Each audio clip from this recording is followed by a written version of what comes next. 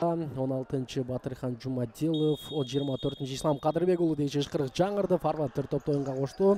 Баев Бекболот Ахматалиев оңгон аттан топту куттат. Ахматалиев топ менен Бекболоттун соккусу жана Альвер Денисбек Амандыгулуна, Мухаммед Аскарбеков жана кимге тийди?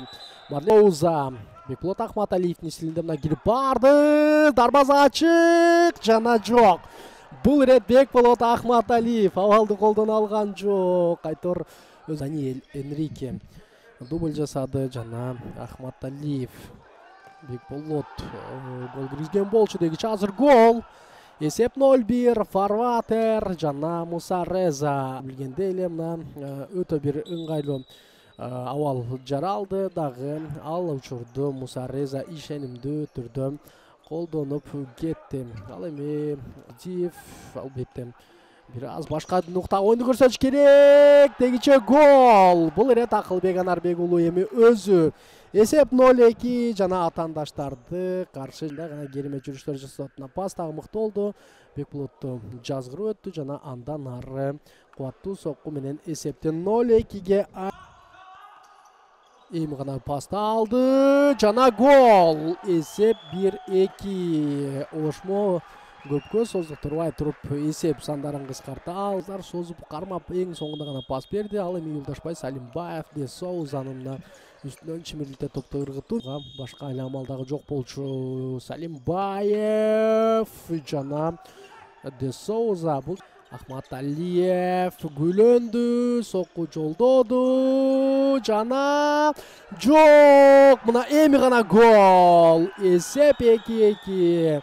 Денисбек Амандыгулу эстосу болуп карасаңыздар, кубат сокку алгашы де Соуза, андан ары Денисбек Амандыгулу жолдоду. Мына 3 сокку экен. Жолдубаевдин соккусу да эмес, эң соңунда гана мына Денисбек Амандыгулу эсепти теңеп кеттүгө жетишпаган, чарчабаган жаш оюнчулар абалды өзгөртүүгө жетишүүдө. Даниэль Энрике азыр керемет Рике жана Даниэль Энрике бүгүнкү беттештин алкагында менимче айта турган сөзү болуш керек. Кантсе дагы Аев бутту бийик көтөрүп туруп сокку жолдоп көргөн. Аскарбеков азыр Амандыгулу жалгыз жана де Соуза дагы аны талаада сактап калууга мүмкүн болгон болчу. Даниэль Энрике жана гол.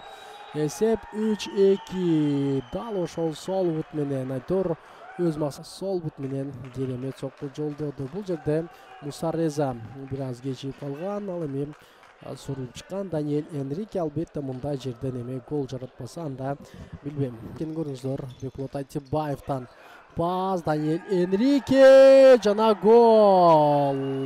Дубль жасады. Ошмо командасынын легионери өзүнө турууда. Адил Аянбаев андан алысыраак калып калган. Де Соуза бул рет баштагыдай жакынкы бурчка күтүп болуш керек, бирок Аскарбеков Бекболот Ахматалиевке жакшы пас жана гол. Мухаммад Аскарбеков мен бул жерде эмен деген ошол белгини берди. Өңдөнөт деген топту алды, жазгырып өттү. Алыскы бурчтагы Аскарбековду таптал, эми Аскарбеков мен бул жерде деди. Айтор кантсе дагы мен бул оюндамын деген белги болду окшойт. Сулу менен кайрадан Акылбек Анарбек уулуна калтырылган пас. Мухаммад Аскарбеков сокку гол. Эсеп 6-2. Дубль. Аскарбеков дарбазанын ачык экенин жакшы билет эле. Акылбек Анарбек уулу алда турган Ислам Кадырбеков ал топту алдыраак калтырып алды дагы. Натыйжада Мухаммад Аскарбеков бул учурда колдонуу менен эсеп сандарын ушул 5-5-чи талаа оюнчу менен ийгилик жаратууга ашык ары күтүлгөн нерсе дече гол. 6-3 жана Фарватер өз максатына баса белгилеп билдирди. Өзүңүздөр көргөндөй бул жерде кимдин бутунан кетти эле. Бул да ошондой эле. Бекболот Ахматалиев ачык дарбазага сокку жана кайрадан тамай тие алган жок дагы. Беттеш жыйынтыкталды ардактуу футзал сүйүүчүлөр.